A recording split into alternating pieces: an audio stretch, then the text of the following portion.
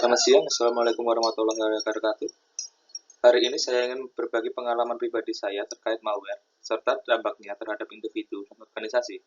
Kita semua tahu bahwa di era digital ini, penggunaan teknologi informasi semakin luas. Namun, dengan kemajuan tersebut, ancaman malware juga semakin meningkat. Mari kita mulai dengan pengalaman saya.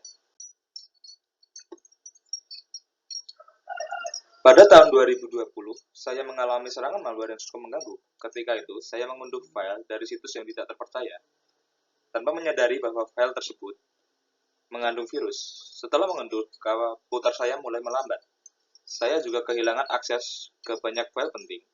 Pengalaman ini sangat frustasi. Saya harus mengeluarkan biaya untuk memperbaiki komputer dan menginstal perangkat lunak antivirus yang lebih baik. Dari pengalaman ini, saya belajar betapa pentingnya berhati-hati saat menjelajahi internet.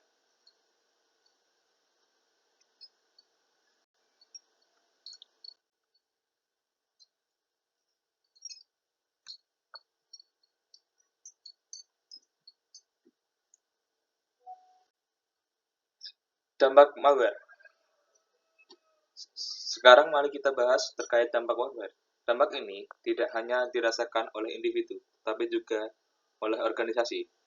Pertama, untuk individu, malware dapat menyebabkan kehilangan data pribadi. Data penting seperti foto, dokumen, dan informasi keuangan bisa hilang dicuri. Selain itu, ada resiko pencurian identitas di mana informasi pribadi dapat digunakan oleh penjahat untuk melakukan penipuan. Kerugian finansial juga menjadi dampak yang signifikan, karena biaya pemulihan dan kehilangan data dapat mengakibatkan kerugian yang besar. Selanjutnya, mari kita lihat dampak pada organisasi. Serangan malware dapat menyebabkan kerugian finansial yang sangat besar, bahkan mencapai ratusan juta dolar akibat downtime dan biaya pemulihan. Selain itu, reputasi perusahaan dapat rusak akibat kebocoran data yang mengurangi kepercayaan pelanggan. Gangguan operasional juga menjadi masalah karena serangan dapat menghentikan operasi bisnis dan mengganggu produktivitas karyawan. Terakhir, perusahaan harus mengeluarkan biaya tambahan untuk memperbaiki sistem dan meningkatkan keamanan.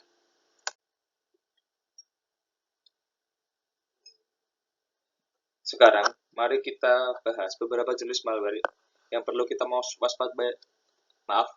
waspadai.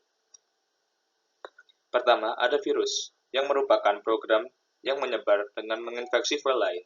Contoh terkenal adalah virus I love you yang menyebar melalui email. Selanjutnya ada worm, yang dapat menggandakan diri dan menyebar tanpa interaksi pengguna, seperti Blusterworm yang menyerang sistem Windows. Kemudian, kita memiliki Trojan yang menyebar sebagai perangkat lunak yang sah tetapi berisi kode berbahaya, seperti Trojan Zeus yang mencuri informasi perbankan. Ransomware juga merupakan ancaman serius karena mengekskripsi data dan meminta tebusan untuk pemulihan, seperti WannaCry yang menyerang ribuan komputer di seluruh dunia. Terakhir adalah spyware yang mengumpulkan informasi pengguna tanpa pengetahuan mereka, seperti keyloggers yang merekam setiap ketikan pengguna.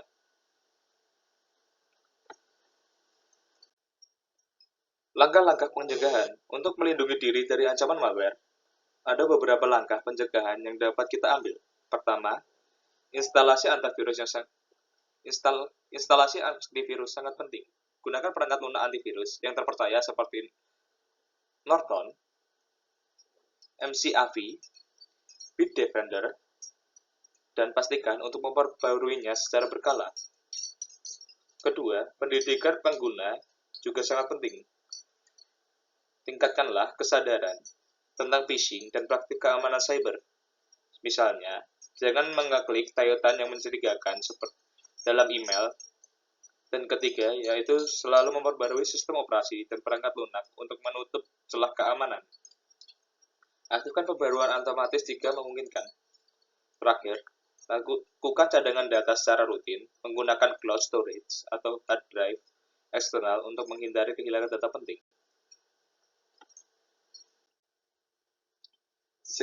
Sebagai penutup, pengalaman saya dengan malware mengajarkan betapa pentingnya menjaga keamanan data dan perangkat kita.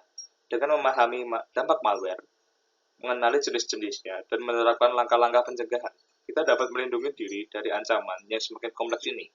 Mari kita semua lebih waspada dan proaktif dalam menjaga keamanan digital kita. Terima kasih atas perhatian Anda. Wassalamualaikum warahmatullahi wabarakatuh.